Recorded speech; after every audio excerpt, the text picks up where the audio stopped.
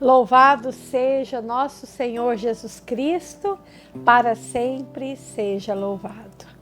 É uma bênção estarmos aqui reunidos mais uma vez para o estudo do Evangelho. Graças a Deus, terminamos o Evangelho de São João e iniciamos o Evangelho de São Marcos, aonde Jesus se apresenta como servo, aquele que veio para servir. Nós vamos hoje refletir sobre Marcos, no capítulo 1, dos versículos de 21 a 28. É o primeiro milagre que Jesus realiza no Evangelho de Marcos.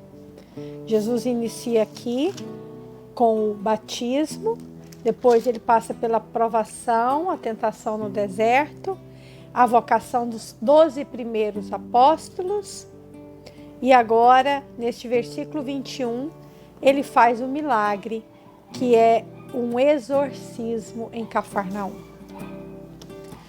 Na sinagoga achava-se um homem possesso de um espírito imundo que gritou: "Que tens tu conosco, Jesus de Nazaré? Viestes perder-nos? Sei bem quem és. Tu és o Santo de Deus." Mas Jesus intimidou-o, dizendo: "Cala-te e saia deste homem." O espírito imundo agitou violentamente e, dando um grande grito, saiu. Palavra da salvação. Glória a vós, Senhor.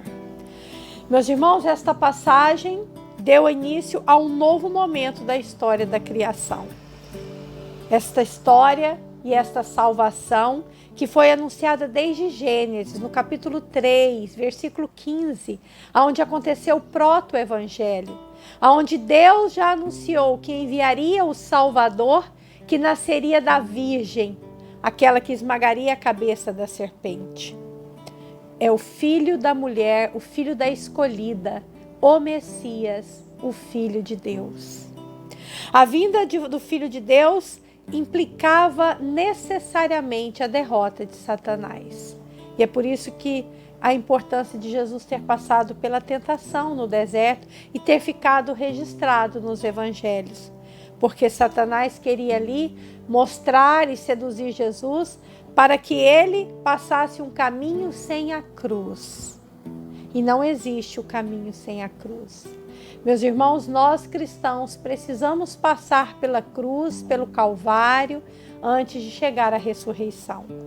A cruz é necessária para que aconteça em nós o processo de desapego, desprendimento de nós mesmos, das coisas deste mundo, para que a gente possa aprender aquilo que verdadeiramente fomos chamados quando Deus nos criou.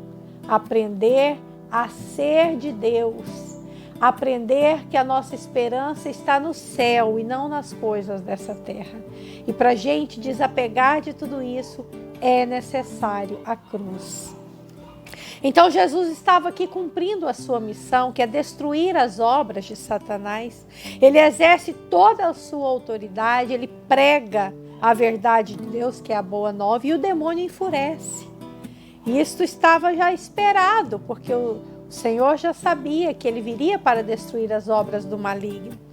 E aí, aqui diz, nesta passagem, e no grego original, diz que o demônio berrou, mais do que gritou. Quando ele viu Jesus, ele estava num homem, o homem estava possesso dentro da sinagoga, dentro da igreja, mas quando ele vê Jesus, ele já não tenta mais se esconder, ele berra e ele grita, e ele fala claramente, manifestando na hora quem é Jesus. Ele diz: "Eu sei quem és, tu és o Santo de Deus." E nós vemos aqui que são vários demônios, porque ele fala no plural: "Viestes nos perder? O que tens tu conosco?" Ele já sabia do projeto da salvação, que Deus já tinha planejado desde Gênesis, desde o início da criação. E que o tempo então tinha se cumprido. Ali, Jesus já estava manifestando a sua glória e com autoridade expulsando o demônio. E o que nós aprendemos com esta passagem?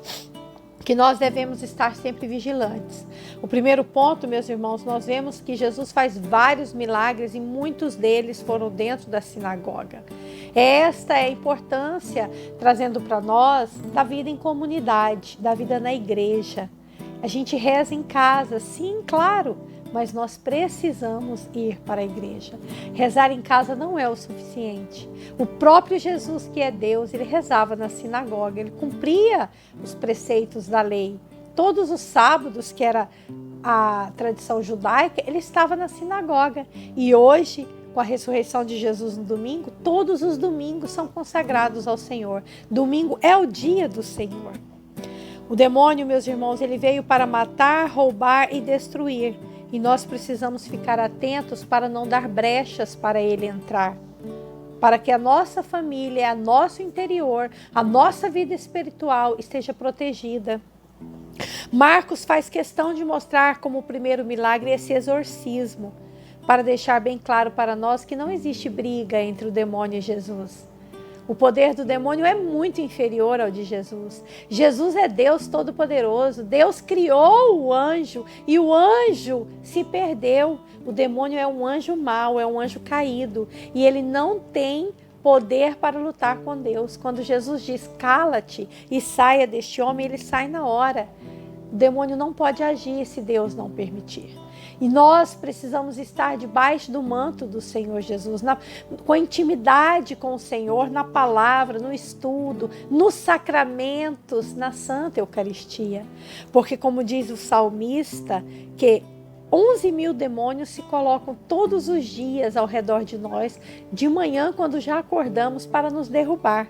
Mas a palavra diz, não tenhas medo, não temerás os terrores noturnos. 1.000 homens cairão à tua esquerda e 10.000 cairão à tua direita, mas você não será atingido. Nós não seremos atingidos porque estamos sob a proteção de Deus, porque nós colocamos o Senhor como nosso refúgio e nenhum mal irá atingir você, nem a sua família, nem a sua casa. E se algum mal vier e a gente continuar em oração, em vigilância, o Senhor nos livrará de todos esses maus, porque é Deus o nosso refúgio e nós nos unimos a Ele. Que o Senhor possa curar-nos e libertar-nos pelas palavras desse santo evangelho. Amém. Louvado seja o nosso Senhor Jesus Cristo, para sempre seja louvado.